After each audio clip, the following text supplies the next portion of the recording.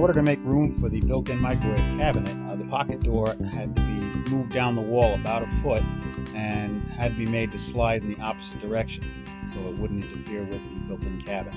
Here I'm framing the walls that surround the built-in cabinet. The positioning of the studs has to be pretty precise to allow the cabinet to slide in with minimal space between it and the studs so that it can easily be covered up with the trim that surrounds the cabinet.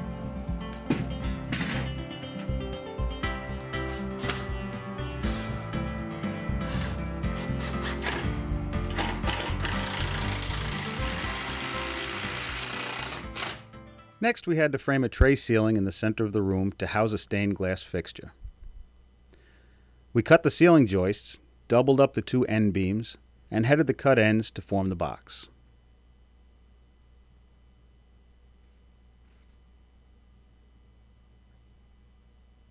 Joist hangers are used to attach the joist ends to the header beams.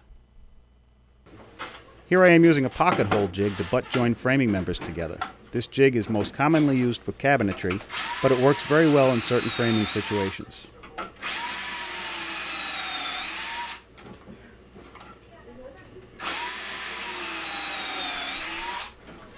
And now here we are framing the flat peak top of the tray. Design as you go.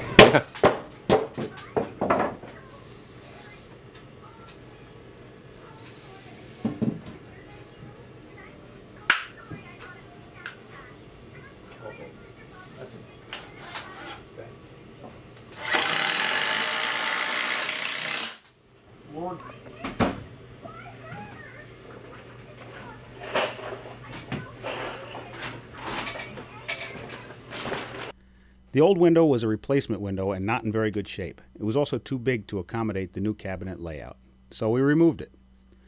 Then we reframed the opening and installed a 24-inch by 24-inch new construction window to better fit the new cabinets. When we demoed the ceiling, we found considerable water damage and rot on the ends of the rafters and the top wall plate over the bay window. We had to cut open the roof to access the damaged areas.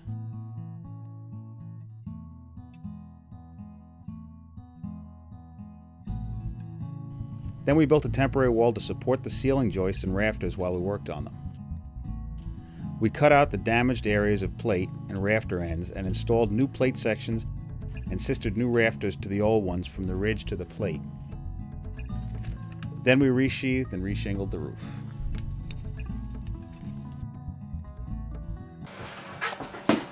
So Pete, tell us what you've been doing up there.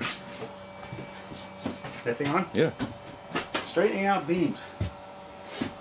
Basically, this was two ceilings divided by that cabinet that hung over the stove.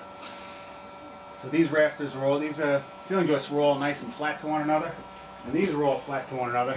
Right here in the middle, there was quite a bit of a difference. So I had to shave down the ends of these joists right here to make a nice flat plane to join basically two ceilings into one. And that's what I just finished up doing. And I just got to shim along the end where the nailer is. And then just complete putting in nailers and we're ready for insulation and sheetrock. Now it's time for everyone's favorite chore, insulation. We installed R25 in the ceiling and attic space and R13 in the exterior walls, making sure not to leave gaps around fixtures, pipes, and electric boxes.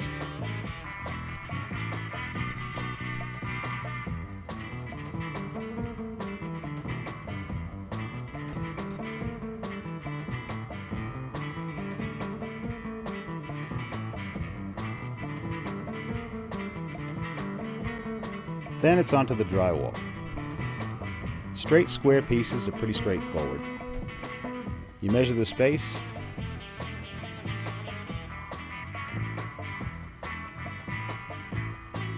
then you mark it on the drywall, score it and snap it, and then install it. Sometimes some fine trimming is needed to make it fit. When you're working with angles like in this tray ceiling, it's like making a jigsaw puzzle. Large pieces of cardboard work great to make templates to make the drywall fit perfectly. It's a lot easier to rough cut cardboard and fine trim it to fit the space, then trace it on the drywall panel and cut it out once to the right shape.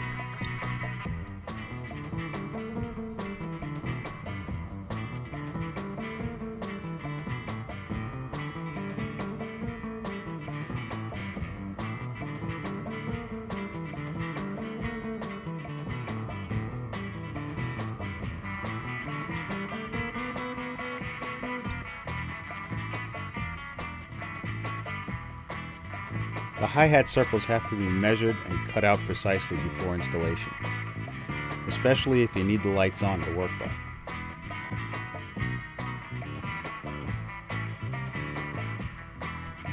We use an automatic screw gun which automatically advances the next screw so you can rapid fire them in, and it makes installation of drywall much faster. The walls are pretty much more of same, only a little easier because you're not working overhead. Working on the pocket door wall, I'm measuring the space to be covered with drywall. Then I transfer those marks to the drywall panel. I use a chalk line to mark a line the length of the drywall panel. And then I score the top surface of the drywall with a knife, and then in one quick motion snap it on the line. Then I reach behind and I cut the back paper of the drywall. Then I lift the board into position and I secure it to the wall.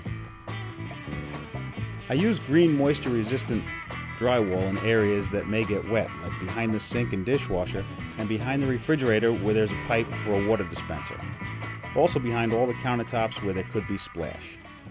Everything else is standard white drywall. Spackle is an art that takes a lot of practice and patience to get right. 3 coats are usually needed to blend all the seams and make a perfectly smooth, flat surface. After sanding, all surfaces get swept clean and primer can be applied.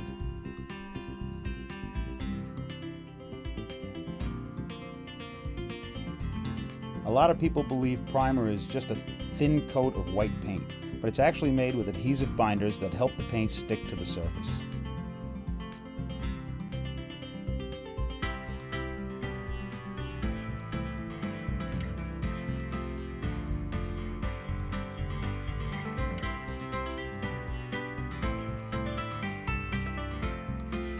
Primer dries pretty quickly, and in about 30 minutes you can apply the first top coat.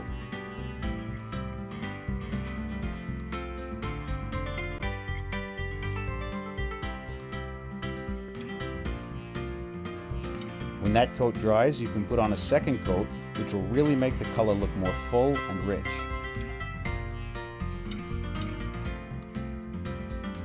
After 2 coats of paint, the space is back to being a room ready for floors, cabinets, and trim.